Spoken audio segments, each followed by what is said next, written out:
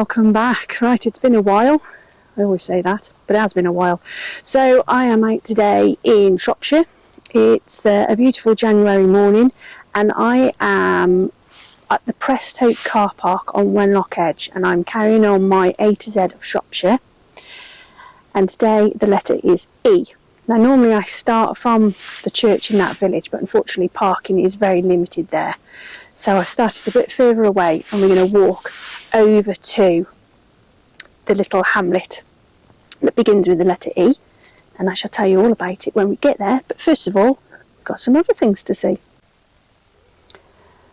Wenlock Edge is a limestone escarpment and a site of special scientific interest because of its geology.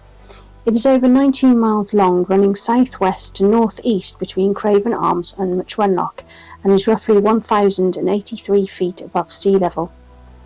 The deciduous woodland which runs along it covers much of the steep slopes of the escarpment, and in parts it is very well preserved. The world-famous Wenlock limestone outcrops are among Britain's most important geological sites. The limestone quarries in the north demonstrate the best examples of reef development during the Silurian period in Britain. Many species of brachiopods, trilobites and osteocod, microscopic crustaceans, were first found at Wenlock. The reef was formed in shallow subtropical seas about 425 million years ago, when the area was south of the equator at about the same latitude as the Seychelles is today. There are many legends associated with Wenlock Edge. Local legend tells of a local robber and bandit named Ippikin, who buried his ill-gotten gains in the vicinity of the edge. Tales tell that anyone stand on the escarpment and say, "Ippikin, Ippikin, keep away with your long chin," that they will be pushed over the edge by the ghost of the erstwhile villain.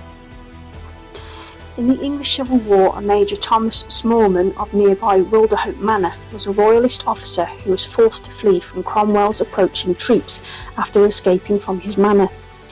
As he was carrying important dispatches, he was cornered on Wenlock Edge. Rather than surrender, he galloped his horse off the edge, falling some 200 feet.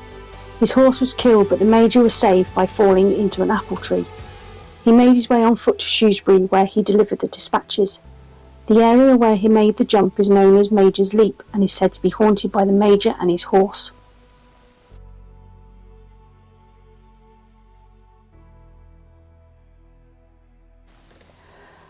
Wenlock Edge is the setting for A.E. Houseman's poem On Wenlock Edge, the Wood's in Trouble, in his 1896 collection, A Shropshire Lad.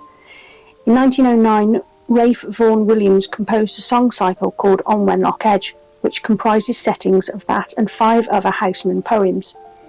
It is also the subject of several works by the famous artist L.S. Lowry, with his piece A Bit of Wenlock Edge, which is a fine pencil drawing of the escarpment detailing the woodland. Houseman's poem, in turn, is at the centre of a discussion in Alice Munro's short story Wenlock Edge. In his alternate history novel SSGB, set in a German-occupied Great Britain during World War II, Len Dayton places a Gestapo concentration camp on Wenlock Edge.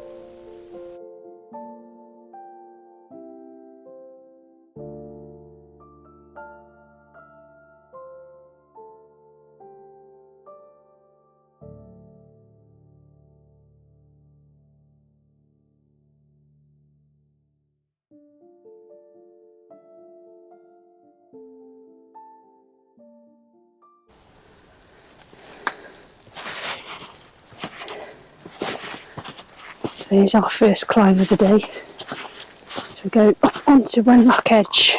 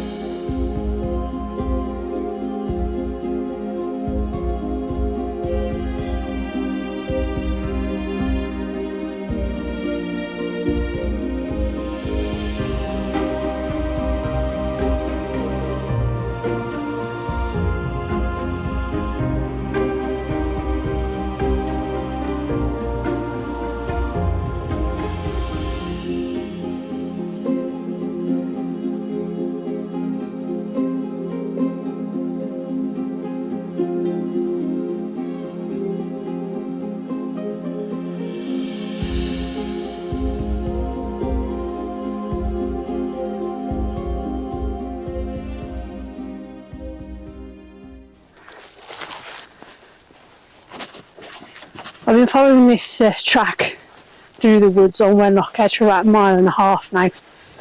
It's not of much interest. Every now and then I get a nice glimpse over to my right, down into the valleys where the sun's shining, but it's not shining up here. It's bloody chilly at the moment. Right, so hopefully I should be turning off here soon and heading to our main destination.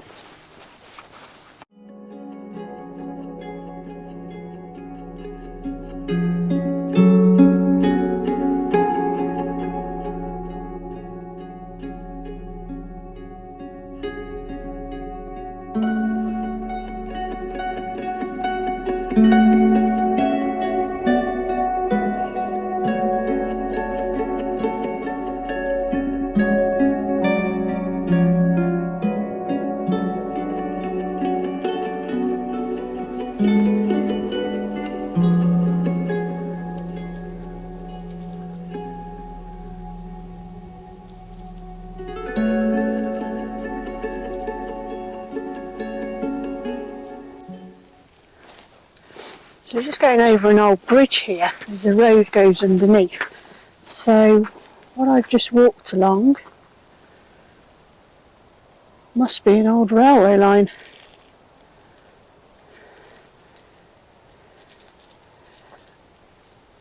I'm presuming it's the one that went on to Longville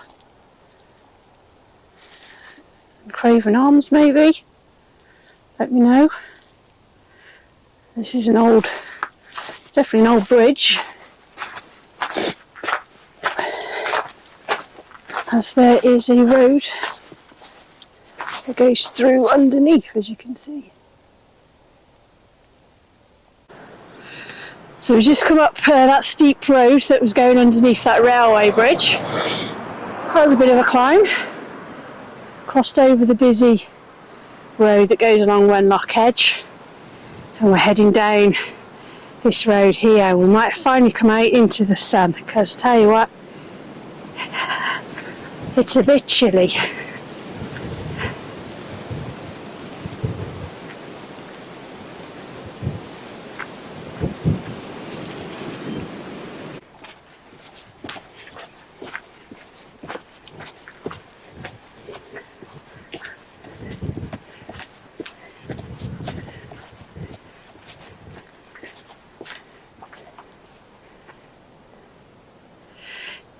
So here we are at East Hope and East Hope Church, and as you can see, like I said, parking is an issue, as there's only really room for one car and there's nowhere to turn round.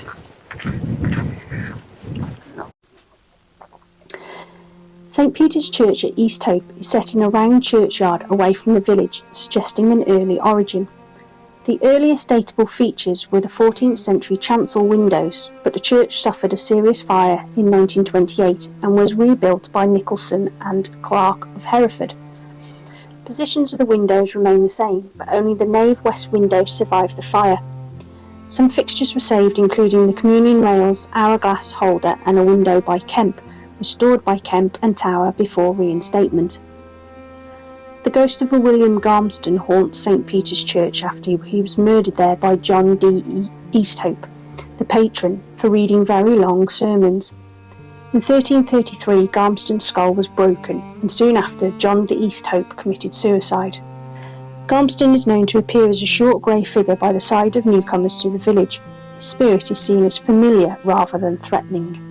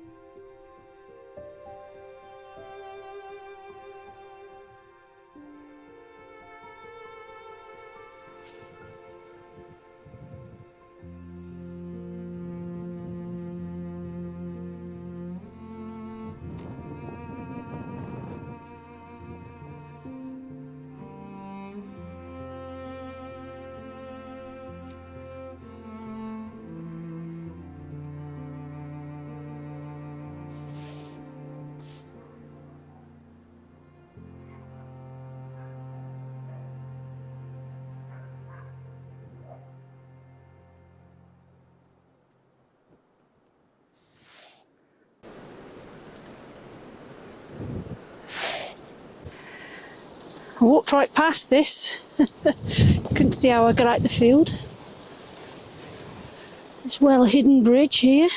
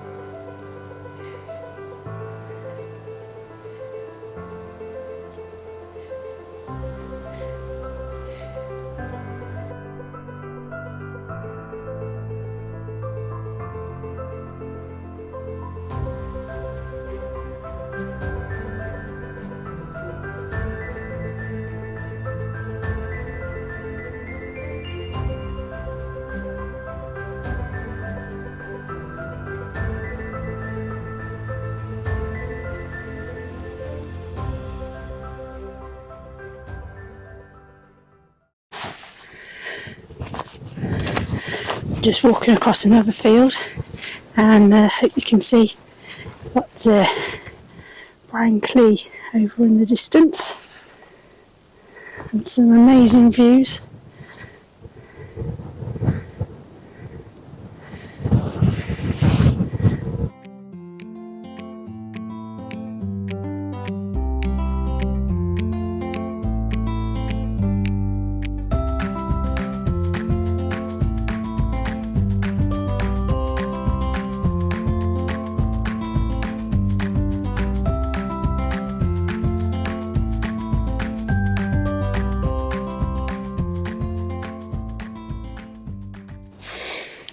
This must be the biggest field I've ever walked round. It's massive. But you can still see Branclea over in the distance. And then down at the bottom of this field we've got some houses. So I am presuming that is the little village of Brockton. We shall see. So I'm just coming through the little village of Brockton now. Now the name Brock comes from the Old English, either meaning badger or brook. As you can see, they do have a brook, a lovely little brook.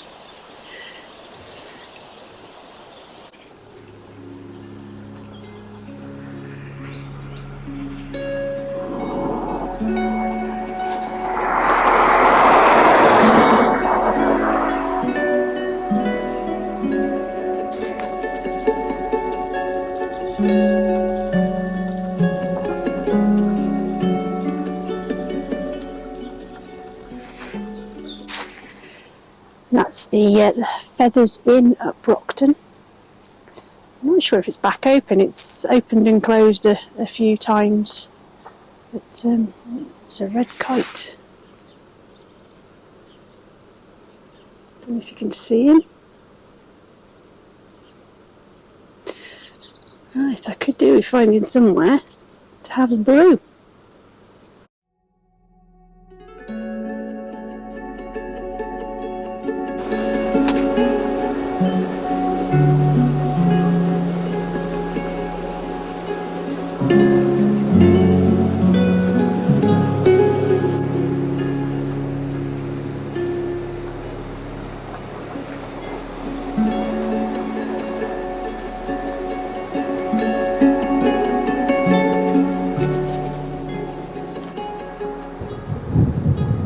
So just come off that road there. We've turned down here. It says it's a public footpath. We're going all the way down here through Corve Barn Farm. It says there's a tea shop and gift shop, but I haven't got any money on me. So just to carry on through. I think it's probably too cold to stop anyway.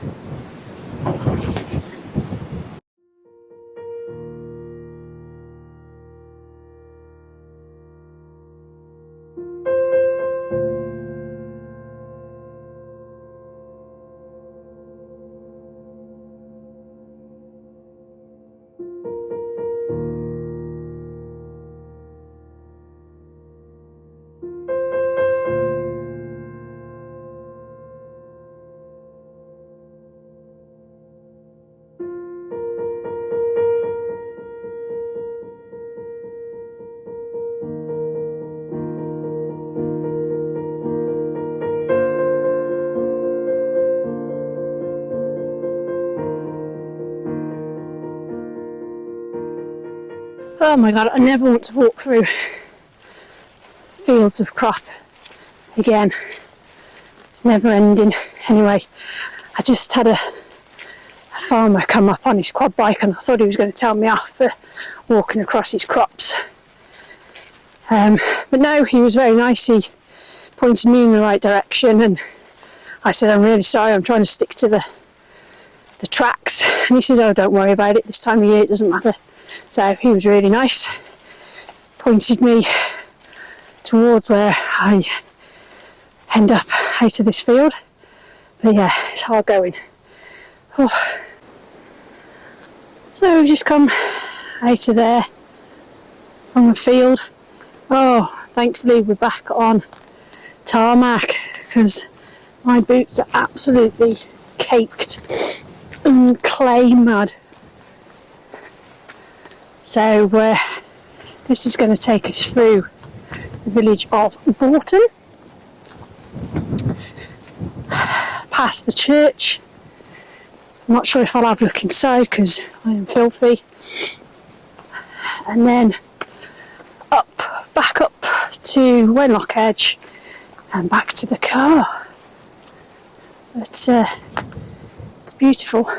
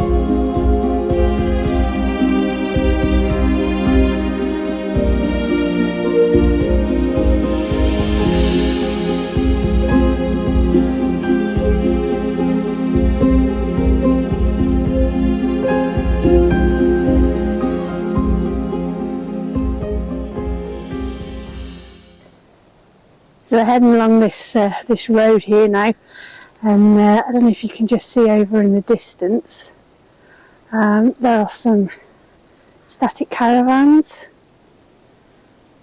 and above those, the tree line, that is Wenlock Edge, and that's where I'm heading to. So it's going to be another climb, unfortunately, towards the end, but nearly back at the car park.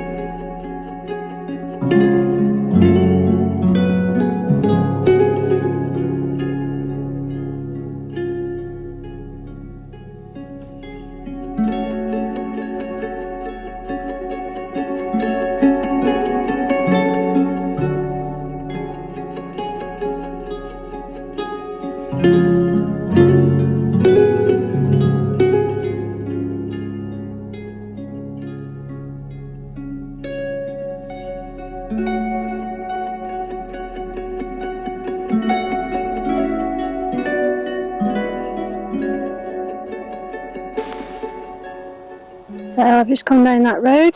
We're back on the main road that goes from Much Wenlock towards Church Stretton. And over here on the left is the car park. So I don't get run over.